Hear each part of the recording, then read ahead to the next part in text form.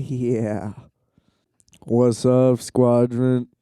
It's your boy Adam Pax. We here, Requiem for a Tuesday, coming at you on a crisp spring day here in March. We made it. And as you heard, just popped open a fresh mate, feeling good. Love the sound, love the smell. Can't get enough of the taste. Give me a call if, you want this to be a monetary type of deal. I'm in. I'll drink these every day. I used to drink 3 a day. Sometimes it would hit 4. I'm sure I've done 5, but like consistently 3 a day for a while. And I was getting like migraines if I didn't have caffeine because there's just so much. And yeah, I switched to the bottles now. It's a little more tea like, nice little more brew qual, you know. And there's a decent amount of calf, I'm feeling calfed up. Um Feeling fine. That's not right.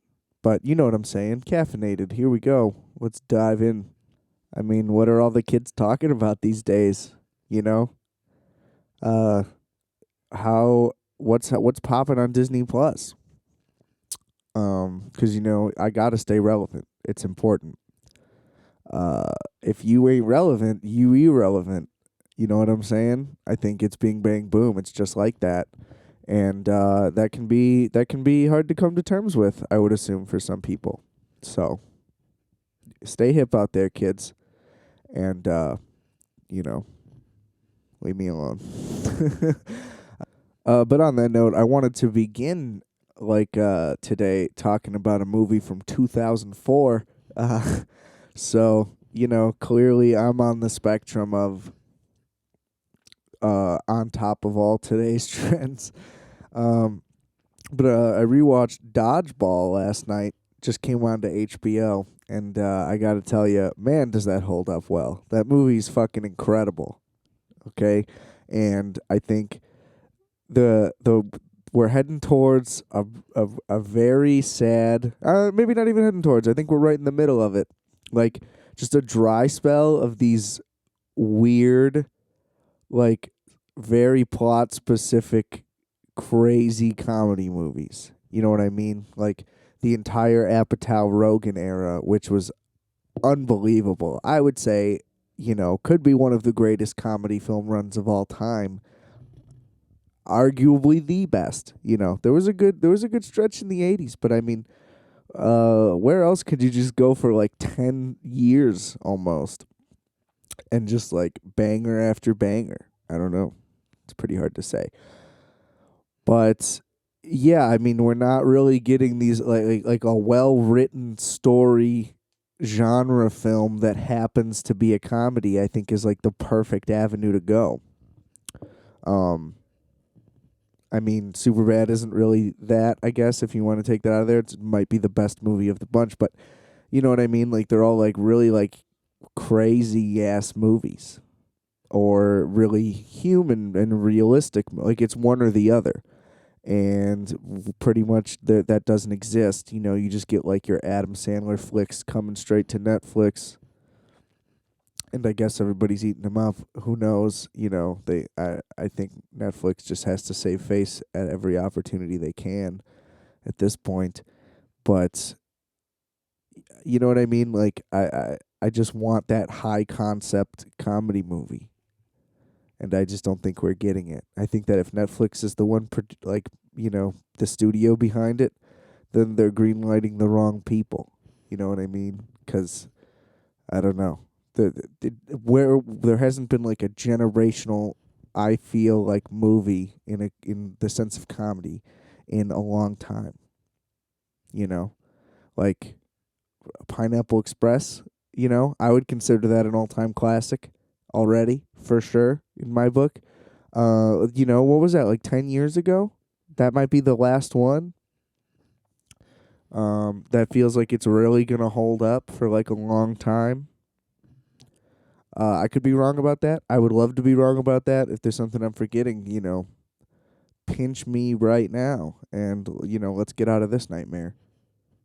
But anyway, Yeah, I mean, when Ben Stiller just goes for it, he really does become just another guy. Like, it is insane that that is Ben Stiller. You know what I mean? Like, you clearly recognize him, and it makes it more ridiculous. But I mean, like, that character is like out of this world insane. Like the energy you have to tap into to just be that guy for those long stretches of time is insane. And pretty 50-50 on Stiller, but I respect his commitment to all that shit. You know what I mean? Like, I don't really get Zoolander. I would have to rewatch it. It's been a long, long time, like years and years. But yeah, I mean, like, it's fine. I don't think that that's like anything world breaking. So I don't know, but I mean, I really respect how much he just goes for it, because like Heavyweight's unreal, you know, and yeah. So you're growing on me, Ben Stiller, you know, and obviously, he gets big ups for Jerry Stiller being his dad. Like, if could you imagine having Frank Costanza as your dad? Like, you know what I mean? He had to do that, and I'm sure Jerry Stiller is an incredibly nice man, but he had to raise his voice at some point, and so he knows. I bet Ben Stiller does not watch Seinfeld episodes that his dad's in. Maybe he gives him like a traumatic flashback. Um, you want some kasha? I genuinely feel that if this were accepted, which I think is the hardest part of what I'm trying to say. So okay, I guess what I would like to do, if this were all up to me and there would be no repercussions or like anything that I would have to like do to like make it okay or like make something up to somebody, you know what I'm saying? Like, clean slate, I just get this approval and there are no issues along with it. I would probably want to do Festivus in like a family setting. Now, that sounds insane because I get that like the whole thing is crazy, right? But I feel like my entire life I have celebrated Christmas in an incredibly secular way. You know what I mean? Like, I celebrate Santa's Christmas. So it's like, why even celebrate Christmas? Because that's not the point. Like, whatever anybody wants to say, like, literally that's not the point. You know what I mean? So it's like, why not use this one that's like not fully made up? Because I think if you make up your own thing, then it's not special anyway. You know what I mean? Like, you can kind of claim that it is, but like nobody gives a shit. That's like trying to tell your kid like today's mom day or whatever and expect them to just like that they'll chill out for once, but then they're gonna go eat fucking Captain Crunch and like spaz out. Anyway, that's avoidable, is all I'm saying. But anyway, I just think that, so at least it has like some lore to it. I mean, Seinfeld is one of the greatest things ever made, in my book. So like, big ups. So it's like you can still watch like Christmas movies because like tis the season still. Like, you're not like disacknowledging it. Isn't it like on the 23rd? I'm pretty sure. Anyway, so that's cool. Like, it gets to come earlier, so that's nice for everybody. The pole, easy to store, easy to decorate. You can wrap lights around it, make it look really dope. You know what I mean? Like, it doesn't have to be exactly like it was. Like, you make it your own, just like you would, just like everybody does with Christmas. Like, there's like generic Christmas traditions that not everybody, but a lot of people like at least loosely follow. But then everybody still does their own thing. You know what I mean? Like, on Christmas Eve, I eat little hot dog croissants. That's a big thing on Christmas Eve for me. You know what I mean? That's not regular. Okay? It's one of the only times of the year my mom makes her famous spinach quiche. And I absolutely enjoy it thoroughly every time. But is that a Christmas tradition? Not as far as I know, you know? So what I'm saying is, like, it's not that weird. It wouldn't be that weird to do it. Like, it's not that hard to explain. Because I think the weird thing about it is obviously that it's like traumatic because it has like airing of grievances and feats of strength, right? But I think you could make those into like fun things. Airing of grievances is a little bit tough, Maybe that one, like, you just do like a family roast, but it's like lighthearted, and if anybody does like a bad thing, you know what I mean? Like, you establish that it's like a game, right? That one's a little tricky though. I would have to do more thinking on that. But like feats of strength, you could just do like family arm wrestling, like again for fun. You could maybe get competitive, but no matter what, like nobody's getting hurt. You know what I mean? And then like one day, the kid beats the dad or the mom, and then it's like, how the tables have turned. You know what I mean? So the shoe's on the other foot, table, which is turned. Absolutely phenomenal line. I love that forever. Social Network. You go, JT. Um, I was for a while gonna try to be I wanted to be the guy who loved Man of the Woods or whatever. 'Cause I thought the cover art was cool, and I thought it was kind of an interesting concept, like like electro future country or whatever. Like that sounds like a crazy JT style thing, like the modern future sex, but it's got a brawny brawny guy feel to it. I mean, I'm in. And it's not as bad as initial critical reception would lead you to believe. But it's still not good. Like it's not like a sleeper cult classic or whatever, or a sleeper classic. It's like oh, that's not as bad as we thought. Like you know what I mean? And then you can maybe play one or two of the songs and be like, all right, yeah, okay, I can put that in a rotation somewhere. You know. But maybe you could turn airing of grievances into like a little like Jeopardy style like quiz thing. And you kind of laugh about maybe funny little moments you guys had throughout the year. You kind of reflect on it and like laugh at it, get past it.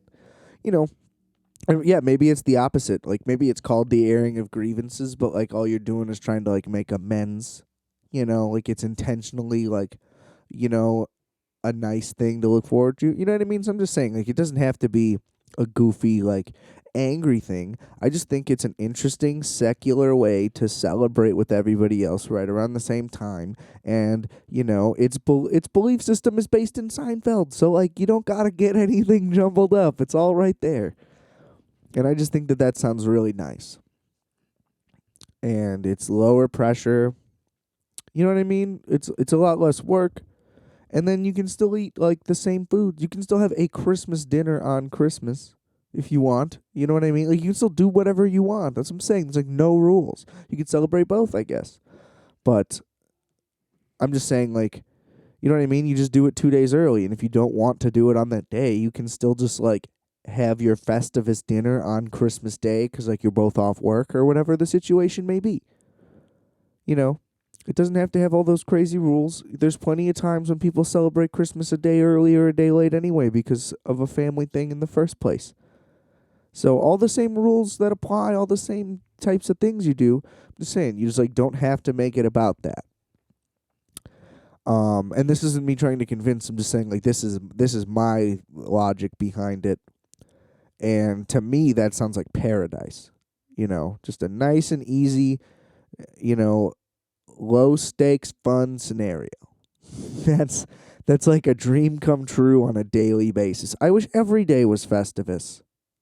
You know what I mean? I think that we could all we could all use the Festivus spirit a little more often. And yeah.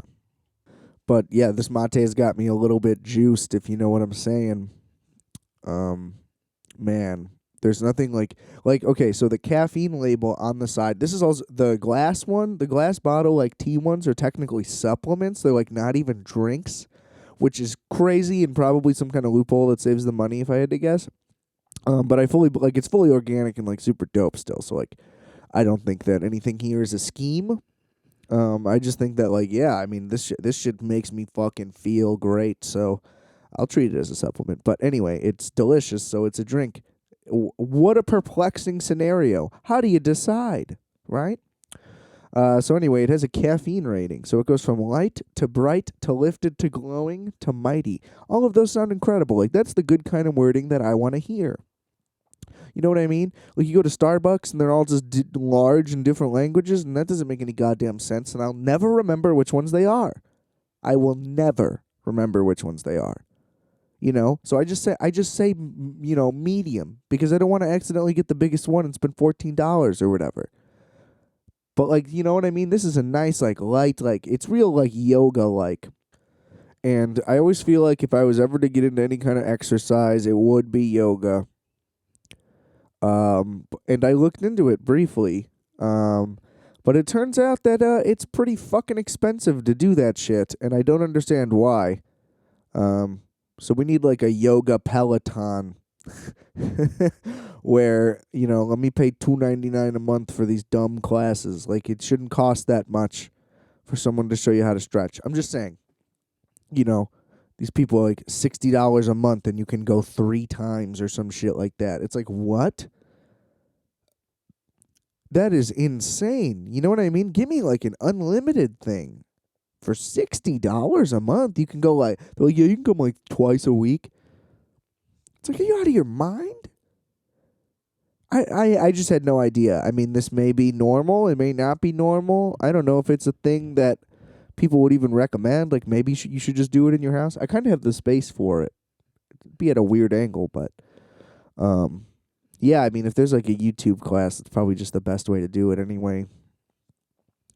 But I'm just saying, like, I just think that is outrageous, because there's this really dope spot. It's like a garage thing. I don't know if the place is cool or good or not. It just looks dope that it's a garage. I like converted spaces a lot. I think that that's useful. I always try to find ways to make, like if I ever have a place with a walk-in closet, it's going to turn into some kind of room. You know what I mean? Ideally, I would want it to be big enough, like, okay, like to have like a basketball setup in there, like a little mini hoop, and you can maybe do like one-on-one, like drive and layup, like back and forth. Invent some kind of like, I don't know, some kind of like knockout style game, but it's with layups. I think that would be fun, but yeah. So things like that. I really want to do. I don't remember if I've talked about it, so sorry, but I'm going to do it again. I've always had this idea to like buy a plot of land and put like tiny homes on it and make like a little tiny home neighborhood on one part with like fences. I think I mentioned that already. Then the other part would be like the garage conversion, where like you can, or somebody with a detached garage, like you convert their garage into tiny homes.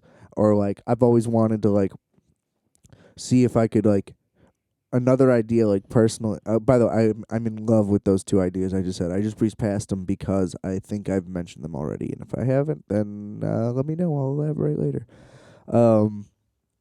I've always wanted to try to like have a detached garage and then like build like a stage in it and maybe like a little bar on the side and like put a toilet and sink in there and like wall it off really small and tight, obviously, but then basically make it like a little like stand-up venue, because there's just not a lot of places, I feel like, that people can go. But like a nice DIY stand-up venue where like everybody can sign up, and then, you know what I mean, it could be free. I don't really care, but you know what I mean, like a nice little setup like that.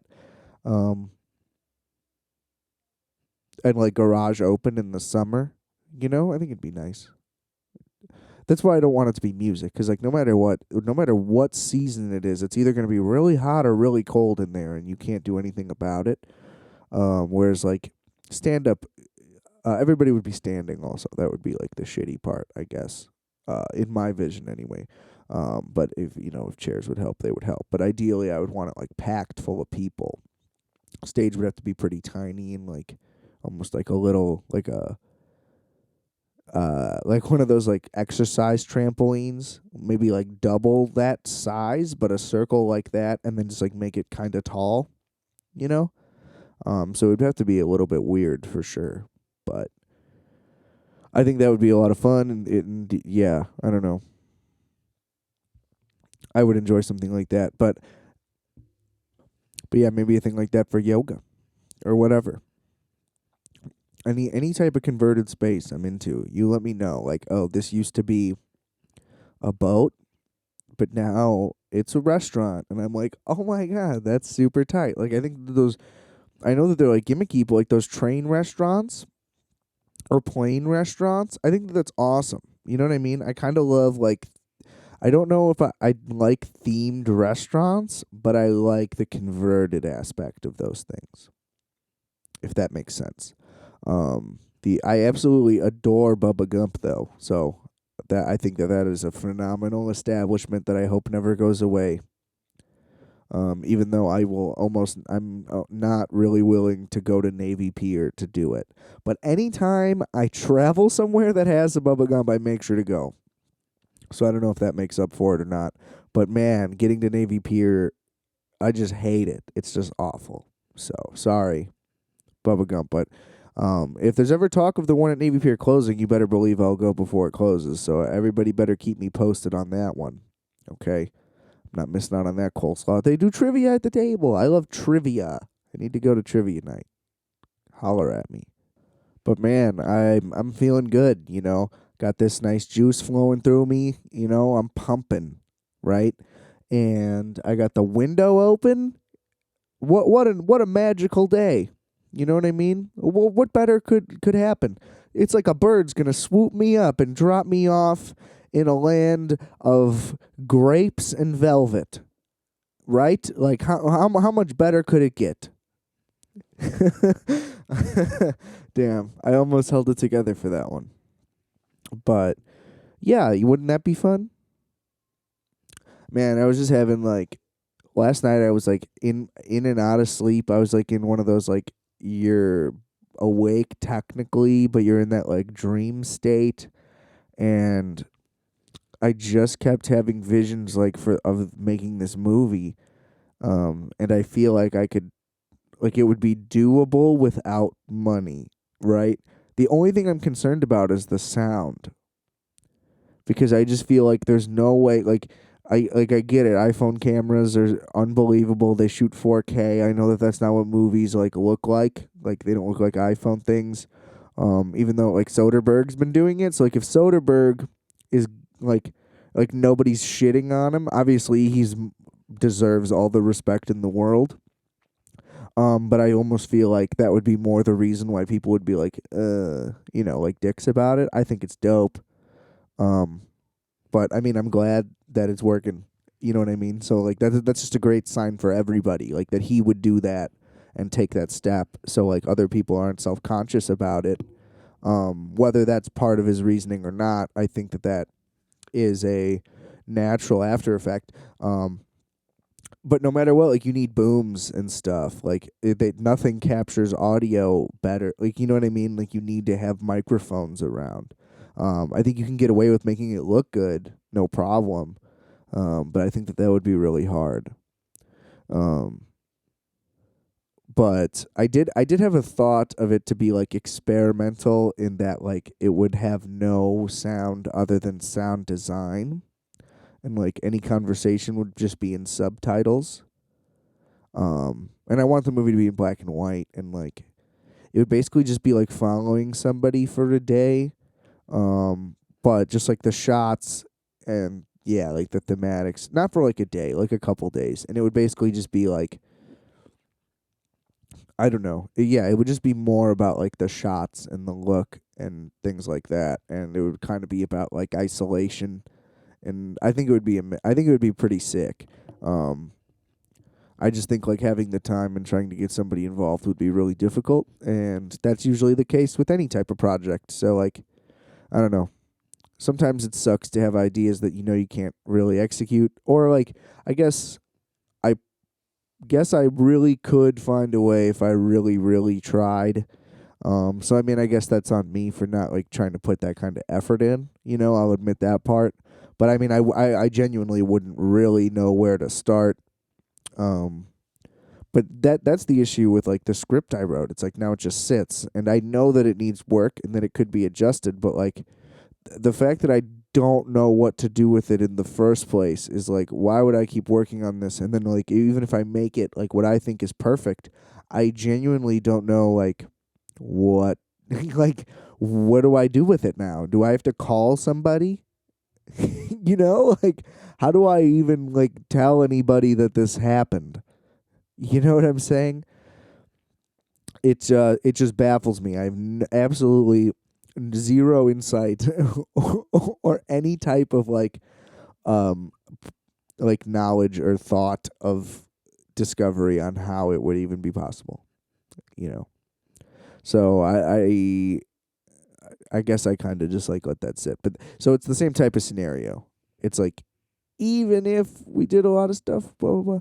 Because at least like if you make your own movie, you can submit it to like small film festivals, like local ones. You can try for the big ones, obviously, like a full city one. But I mean, like there's options there. Like you would know what to do with it when you're done. So that's cool. But the starting process of that is a lot more grand than just writing something. So like basically I know the end result of what to do with a movie, but not the beginning, and I know the beginning thing of how to write a thing. You just write it, but then you don't know what to do with it when you're done. It's an interesting paradox. So I guess I need to find somebody who knows how to start something, and then and then maybe I can help them finish. Yeah, I guess that's my thing. I I can't start and finish. I can only do one or the other. So if you don't want to do one or the other, you come to me and I can do the other. And forget about it. We'll make it happen. Whew. I'm just gonna keep referencing this mate because I'm taking little pauses. You can't tell. Haha. That's what we call really lazy editing. That I try to act like doesn't happen, but then reveal. So yeah, I've been taking little sips. I'm just getting little boosts every couple times. And it's just keeping me live, keeping me going. So this is definitely the percolator episode, where your boy just keeps lifting till he's glowing. You know what I'm saying? You know what I'm saying? That's always fun. I really want to try to incorporate this thing a lot more. I may have mentioned this before, but I use this like in this weird little like Tascam mic interface that's kind of made for like streaming and also I guess just like this. It has these trigger pads for like samples, but for whatever reason they don't come through. They come through like on the speaker, but not into the thing. So I have to figure out what the deal is with that. But then like the effect is built in. I can do this like reverb thing where I kind of sound like, I'm screaming down the hallway. But yeah, it's just fun, and I like it because like the sample things. What I was trying to say is like what I would like to do more is like not just use the effect more, but use these like sound cues to maybe cue up some stuff. That was always part of the original plan, but then the buttons didn't work. Uh, so I'm not sure why, but this thing's dope, and I love using it, and it's like on clearance everywhere right now. So if you're looking to like set up a thing like this. I mean, you could do. I use Logic, but like you could do GarageBand with this thing as the interface. All you need is an XLR and a mic. You can get a cheap one of those. Like you can get it started up pretty cheap now that this thing is like super discounted. Yeah, so definitely do that. It also has a thing to like plug in your phone and you can like play stuff off that. I haven't really tested that. I would assume that it also doesn't play like the other cues, but yeah, if I can get that going at some point, there may be more like sound effects and just maybe like sound bits and stuff like that. Maybe I could have some drops. Nothing like having a killer drop. I could only have 3, but I guess I could like cycle through them and change them out throughout the whole thing. It's pretty cool. It comes with a little app. Anyway, I digress. I don't know where that tangent really came from. I just kind of decided to push a button. I went DD on y'all. From Dexter's Lab. For those who don't remember, what about the creator of that show? I mean, I'll butcher his name, so I'm not gonna say it. But I mean, to go like Dexter to Samurai Jack is like out of this world. You know what I'm saying? Like those two alone, those are like all time shows for very different and overlapping fan bases of many kinds. Like Samurai Jack is like the coolest like hybrid style cartoon like ever. Like I had no idea that wasn't like a foreign imported show. Like I assumed that show was like from Japan I mean that as like when it was out and like when I was a kid. Like obviously now just knowing you can kind of just tell. But I mean whatever. Whether that makes me dumb or not, like that's what I thought. Like that show rips anyway. And then the new season, like that super dramatic shit was unbelievable. Um, I still don't think I finished. It would be dope if he did like his version of Batman or something. Like if he did the Batman Beyond reboot, since they're not going to do it as the fucking movie, as I discussed earlier in another app. Yeah, another app on my pod, bruh. Okay. Anyway, um, but like that would be cool. I don't know if he would want to do that. Obviously, he's clearly very creative and got his own thing going on. But anyway, and then he did Clone Wars, which apparently people love. I don't like the animation style, and I don't like Star Wars in the first place. But regardless, people love that shit too, and you know what I mean. Apparently, as far as I can tell, um, and then that show Primal seems pretty cool. Like the animation is always unbelievable. The artwork is insane. Like using the negative thing like that in Samurai Jack was just, and Primal kind of looks similar. But yeah, mad respect for the work. Um, but yeah, I don't know. Like I just feel like if I made my own little indie movie and it was cool in like a nice gritty like black and white film style, obviously I wouldn't go get like, I mean if I could find like a super cheap like Super 8 camera with like black and white reels at like a thrift store like by some miracle, sure, I wouldn't really know what to do with it after that though, then like especially. But yeah, I just think it'd be a lot of fun.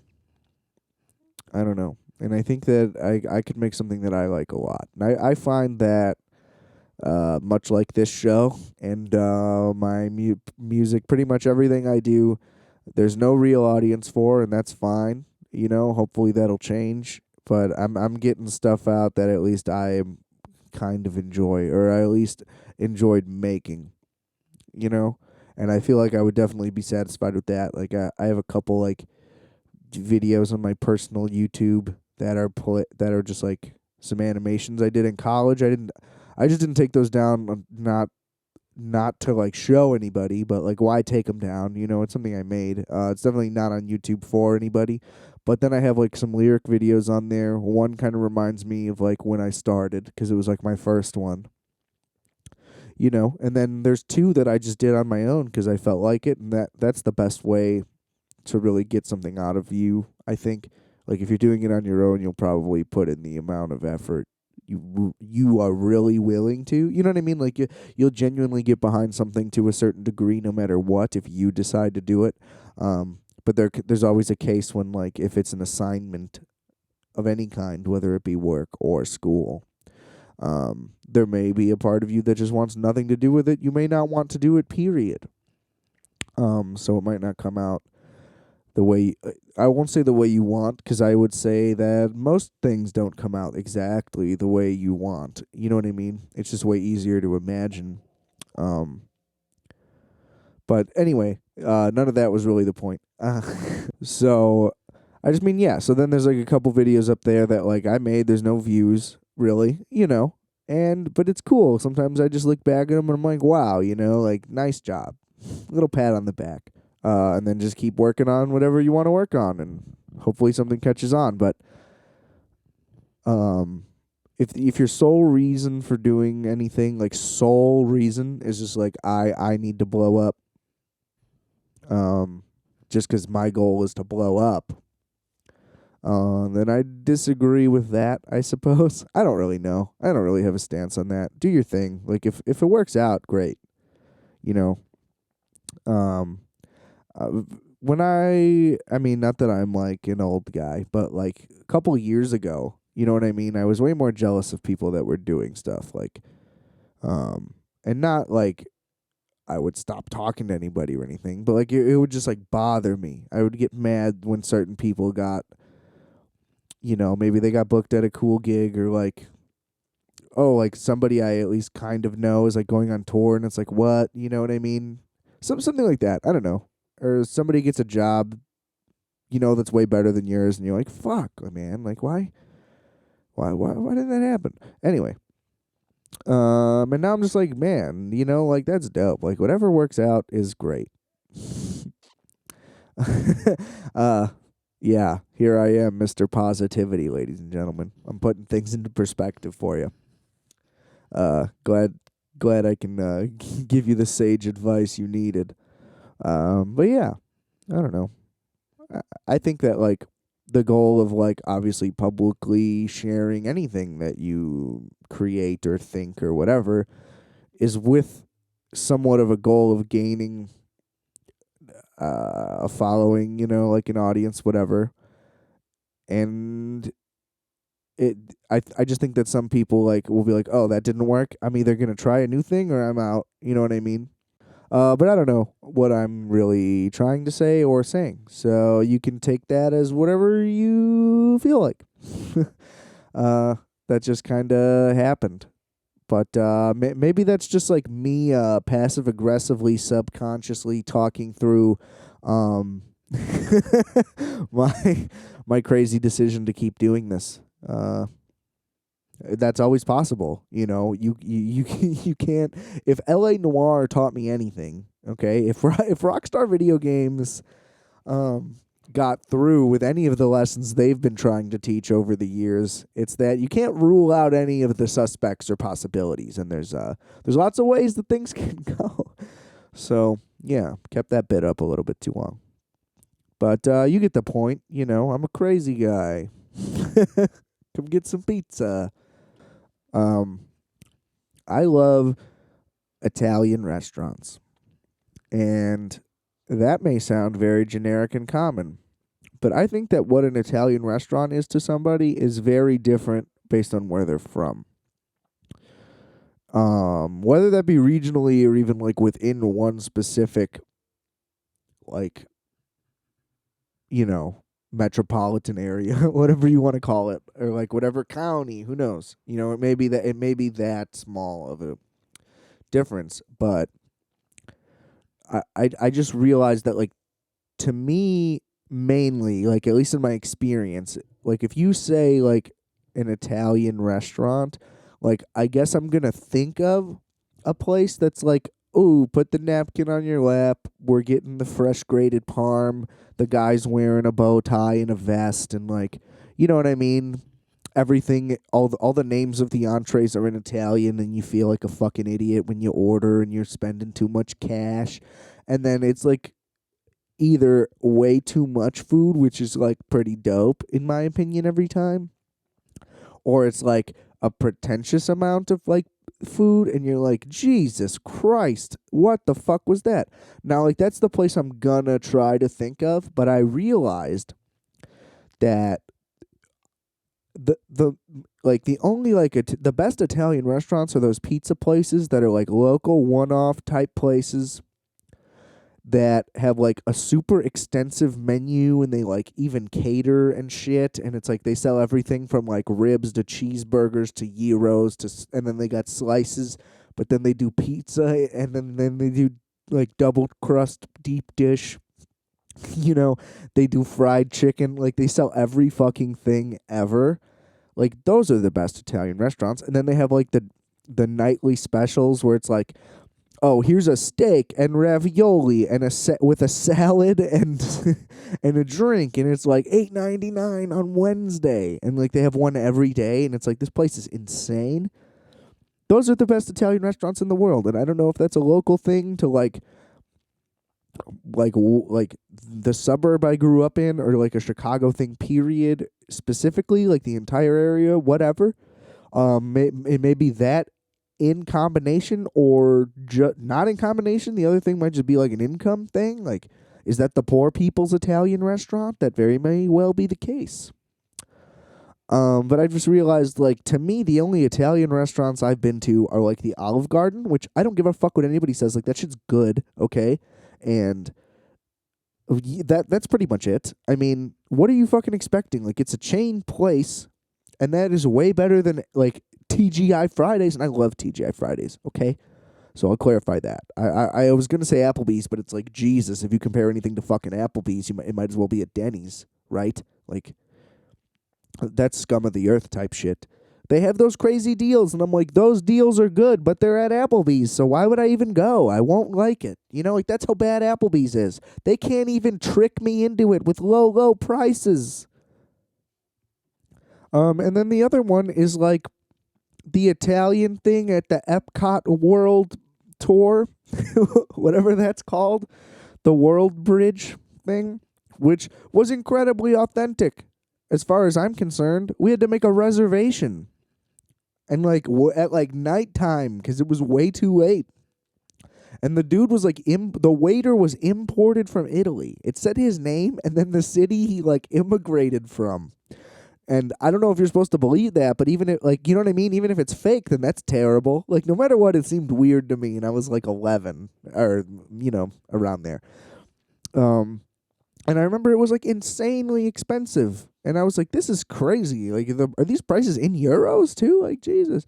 But it was like nuts food. Like, it was way different than like any type of Italian food I've ever had in like every type of quality way and everything. It was unbelievable. I don't know if it's still like that, but that was like a 5-star restaurant as far as I'm concerned. Like that place, or I guess if we're going on Michelin, that place could have had a Michelin star and it would not have shocked me, is all I'm saying.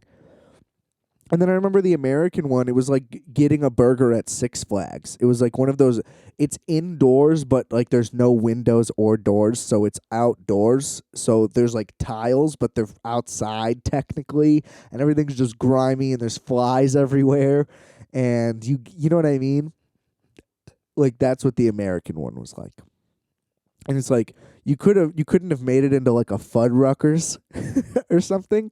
Like how is Buttfuckers not the first place you think of when you think of America? Like that's not what you're gonna replicate Disney. Like that's how Disney gives us so much of a fuck about their image and like all of that. But they're like, yeah, American people are fucking disgusting, and then everybody still goes there and eats. I'm sure that's how I remember it anyway.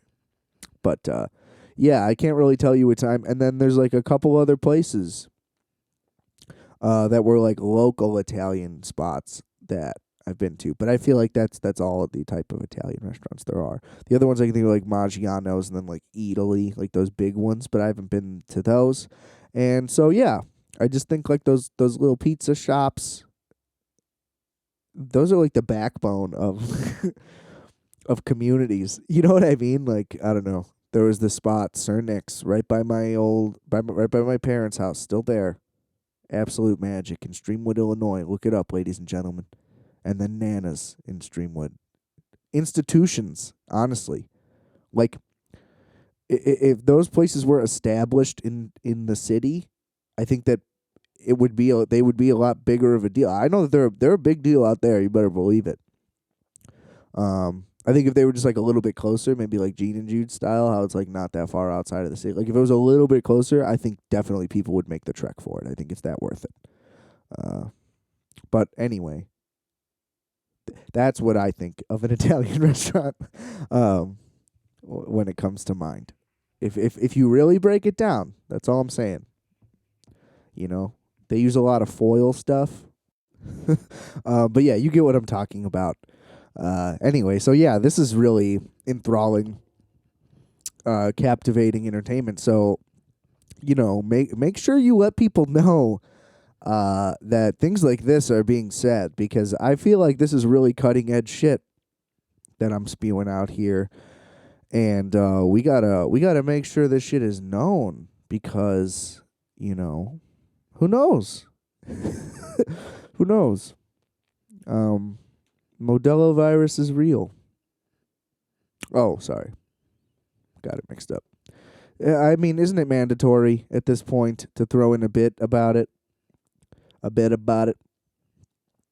Like you have to. It kind of can't go unmentioned right now. You got to stick with the trends, people. Like I said, okay? Call back. Got to stay relevant. Get it? Got it? Good. All right. Pish Posh Applesauce. I feel like I had a Berenstein Bears moment the other day, and it didn't shake me that bad because I realized that it totally it seemed very realistic that I could have forgotten. Not like Berenstein Bears, where it's like, don't fucking shit with me. But I also understand that, like, I barely knew how to read when I was reading those books, and it was totally possible that my teacher was just mispronouncing it. Um, but at the same time, like, I'm pretty I don't know why. I just firmly believe it. That one. But the new one that I saw was a lot more minor, but it was like Mike Myers, and it was Myers, and that just looked so bizarre to me. And I was like, when did they change it? And they never changed it, obviously, and that's always been it. But for some reason, I just never that I don't know. I guess I just really didn't know, or I completely forgot. I think that might have been the case. Like, I just completely forgot, and it was so shocking to me. Um, like, to see one, but then to realize that I forgot and it was completely out of my mind, I think was the crazy part. Not, which you could argue is the case for all of these Berenstein Bears Mandela type effects. That you're just so shocked that you could have forgot something like that. That you just don't believe it. But no, it totally made sense that I could have not realized that. But yeah, it was just really jarring for some reason. I feel like I've been trying to say jarring a lot more. I don't know why. I think it's a better description it's a nice specific description. Like, if you know what I'm saying when I'm saying it, right? Like, you get me. Um, gee, I wonder how much miscommunication happens because of poor vocabulary, like using too broad of statements. Oh, I wish I had an example off the top of my head. This is why you should take improv classes, ladies and gentlemen. Well, I won't do it, okay? So I'm sorry. The Mountain Dew doesn't drink itself. My name isn't Puxatawny Phil, the greatest Irish jig groundhog of all time. See, look at me. I'm an improv artist. Bravo me. I don't mean that with any disrespect to improv people. It's just not for me. Okay? Full disclosure, full disclaimer. So I don't want to hear it. Don't sue me. I don't have anything. You can't take anything from me. I would have to have something. Thank you. But yeah, I got the sun shining on my shoulders right now. Feeling nice and toasty. I got the breeze at my feet. So if I don't feel like I'm at Cedar Point, like, you know what I mean? I close my eyes and I'm in Sandusky, looking at the Ferris wheel glimmer in the sun off the water. What a magical place. Yeah. I don't know. I feel like I don't know if I could live somewhere coastal. I don't know what that would be like. I just feel like it's a totally different lifestyle. I mean, obviously, but I just mean, like, a Midwestern thing is pretty common to drive about 6 hours just to have, like, a fun weekend and come back. And not to say that people don't do that everywhere, all over. I just don't think that the destinations are as cool, frankly. Because, I mean, like, what's the California thing? You go, like, up to Napa? I'm not interested in that. I mean, I would do that, but is that a yearly thing? You know? And if you already live by the theme parks, like if you're in LA, do you go to them that often? Like, I always feel like if I lived close to, like, a place, it would just get old. Like, you would go, like, 1 year all the time and then maybe not even get a season pass the next time. I just think it's nice for fun to be at a slight distance to where, like, it makes it a little bit of a journey, but not that much effort to get to, if that makes sense. And I wonder, I would love to know geographically, like, where is the point of no return, where it's like you're stuck where you're at. You're either getting on a plane or you're taking a couple days just to get somewhere. I would guess the Kansas Wyoming area. But I mean, like, real talk, like, if you're along, like, if you live in, like, if San Diego, it's like everything doesn't really seem that far. It's like, do you ever really need to go anywhere? Like, the weather's always good. So, like, wouldn't you be more complacent to not travel even semi locally, like via vehicle. Like, why check out another place if you're in a place that's awesome and like the weather's good? You know what I mean? Or do you get sick of like, is it always a grass is always greener thing? Because everybody in LA seems to not go anywhere, and that population just builds and builds. So I wonder, you know, I think that would be. I don't know if that has already been a reality show, but I think that that would be pretty cool. Don't make people like switch lives and families. You know, I mean, maybe make them like switch apart, like you know what I mean. Like I'm saying, like make them switch apartments, but like across the country, and like whatever they're like regular people with jobs. You know, you know what I mean. Like the clause for the show is you have to take a month off of work, or you know what I mean. And it's somebody like with a steady job, like the other person doesn't have to like worry about them getting evicted, like you know what I mean? Like while they're trying to film the show, like it's not trying to set anybody up for anything. It's legitimately like, let's take a dude from LA in October, mid October. Let's say just November to December. Because that's not too mean usually. But that's enough that he'll probably get a taste. And then just have him switch with like a dude, just do like an LA Chicago swap. Same living situation, like same style of apartment. And the showrunners will just pay the dudes what they would get paid as if they were working, but they get to just kind of live there for a month. So, like, you still pay your bills on your phone, whatever. Like, you just live your life just without a job there, and that way you can like really experience it, like 24 hours a day, and just see what happens. You know what I'm saying? Like, I don't think there should be any stipulations, any rules other than that. Like, go do your thing. Like, you're going to be on camera the whole time, so it's probably not going to go that well. You know what I mean? Like, you're probably not going to make a ton of friends or anything like that. So it's like really like you're kind of living a life of isolation in another place. And it's like you can decide which place is better or not. You know what I'm saying? Or like if you can take it. You know, because it's gonna be a pretty, callback jarring experience. So call me, Fox. Who's that guy? Mark Burnett. Give me a call.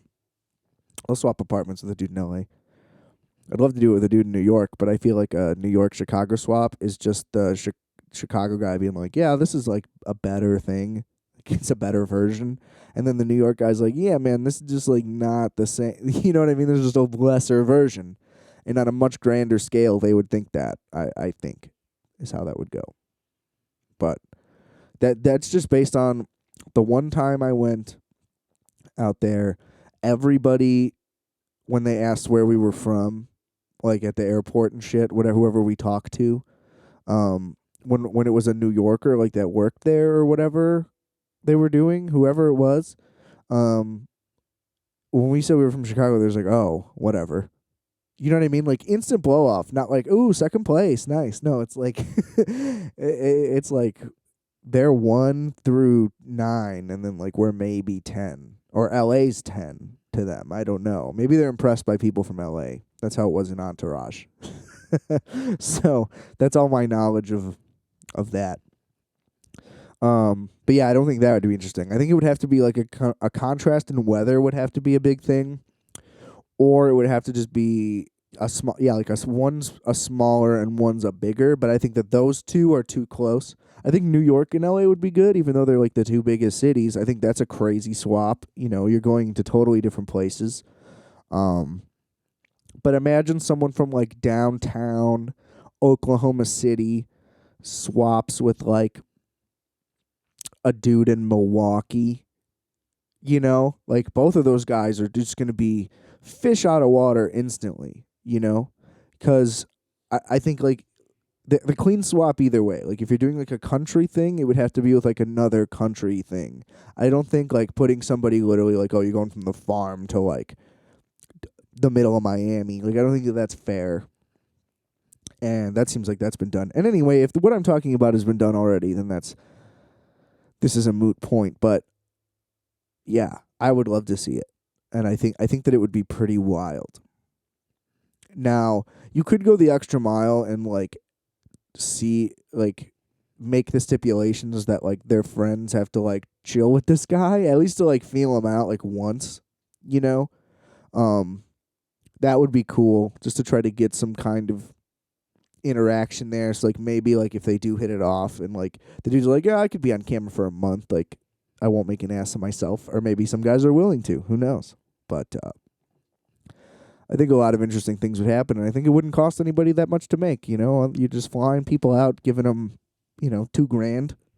You know, you obviously pay them to be on the show, whatever standard stuff happens there. But I think like the actual production cost wouldn't be that crazy. All the more incentive to do it. TLC, give me a call. Okay, it's my IP now.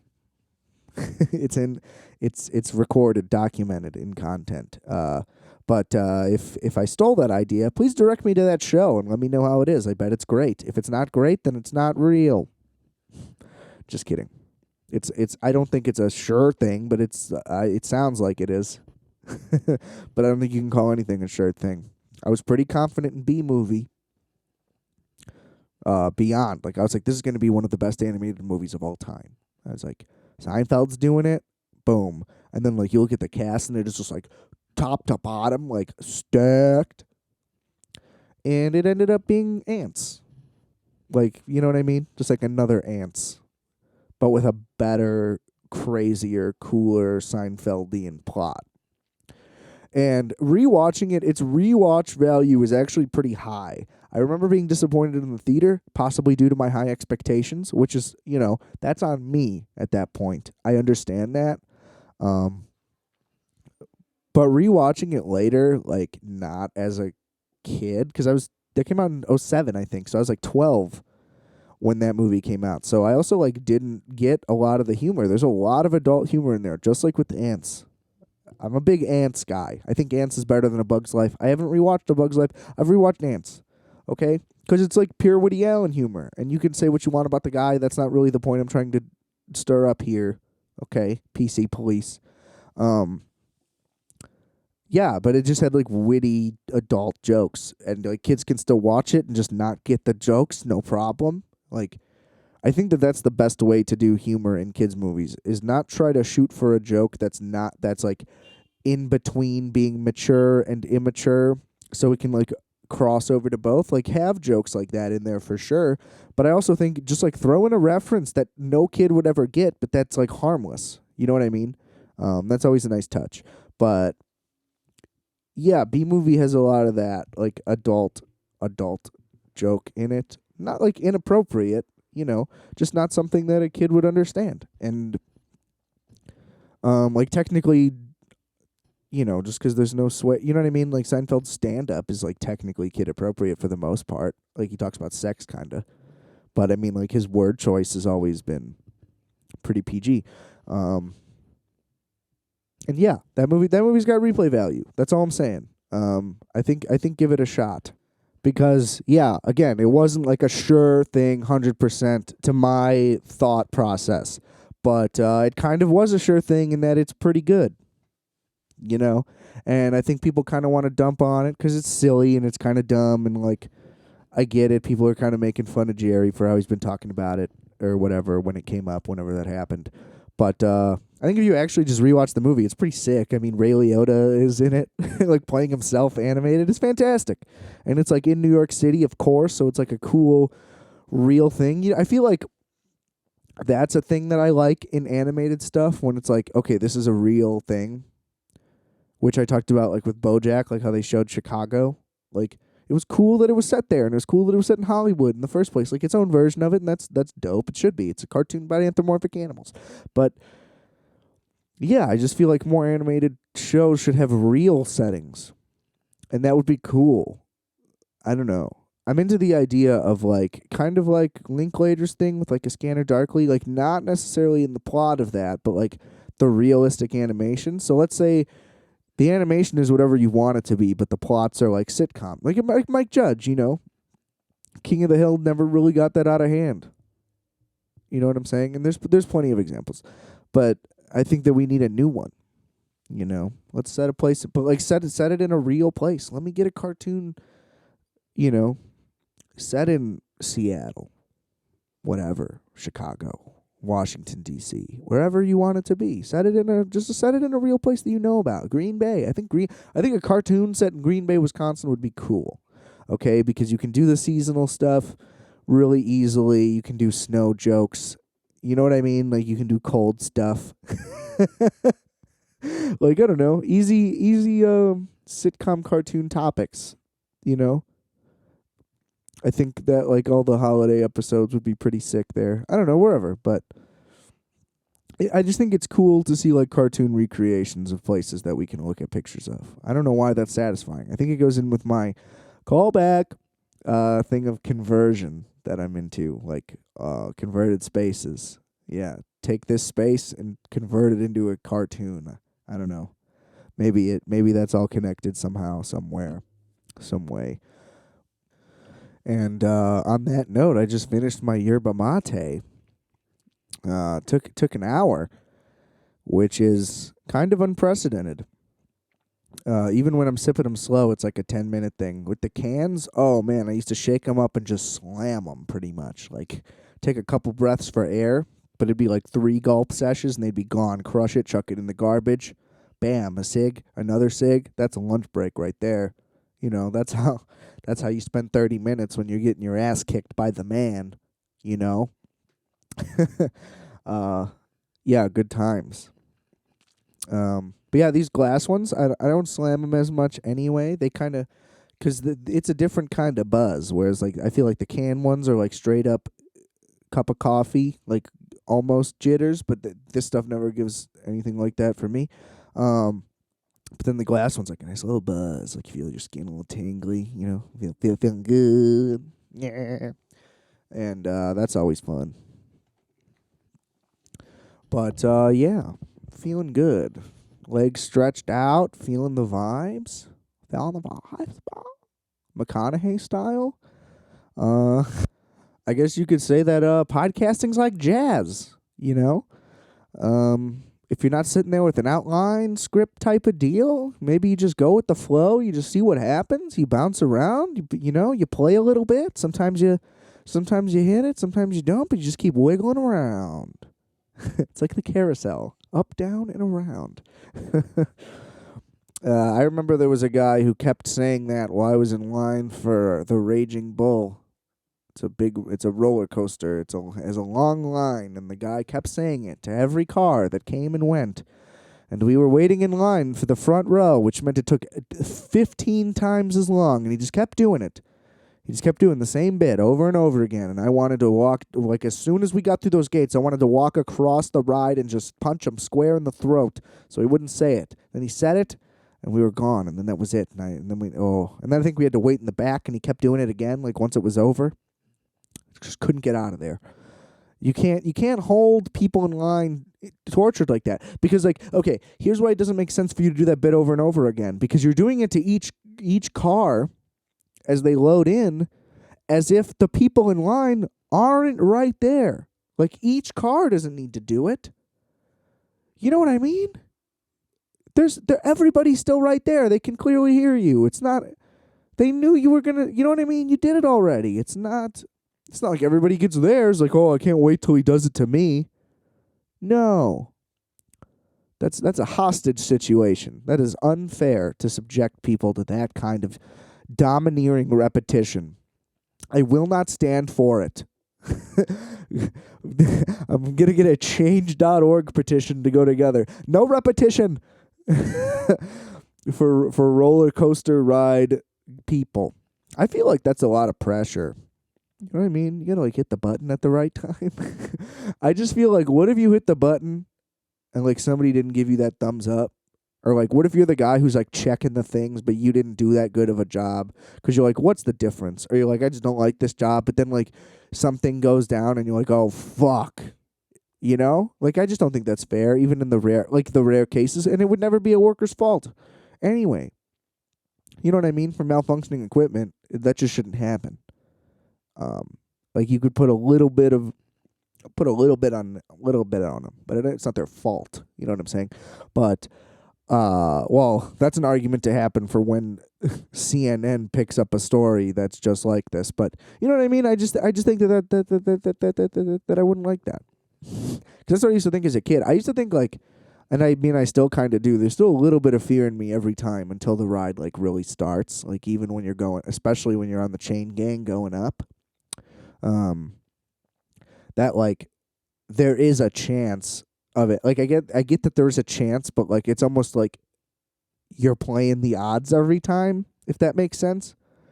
Um, Kind of like if you just run stoplights, like even when you know there's no traffic, you know what I mean? Like you're 100% doing a safe thing, but you're always putting yourself out there to get pulled over, and eventually it'll happen. And then you're like, oh fuck, all right, I'll stop doing that. You know what I mean? Like it was a harmless. You know what I'm saying? So like to me, it always seemed like that kind of like roll of the dice almost.